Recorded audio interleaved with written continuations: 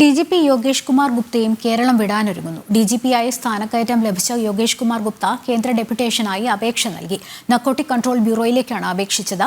32 IPSകാരാണ് ഇതുവരെ കേരളം വിട്ടത്.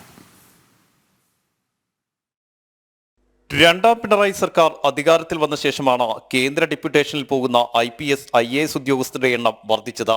കേരളത്തിൽ ജോലിയെടുക്കാൻ താല്പര്യമില്ലാതെ മിക്കവരും കേന്ദ്ര സർവീസിലേക്കോ മറ്റ് സംസ്ഥാനങ്ങളിലേക്കോ മാറുകയാണ്.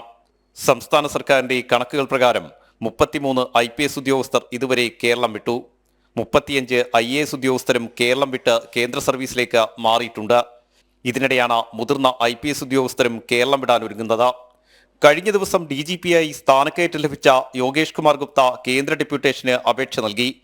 നാർക്കോട്ടിക് കൺട്രോൾ ബ്യൂറോയിലേക്ക് മാറാനാണ് അപേക്ഷ നൽകിയത്. നിലവിൽ വിജിലൻസ് മേധാവിയായ അദ്ദേഹത്തിന് 2030 വരെ കാലാവധിയുണ്ട്.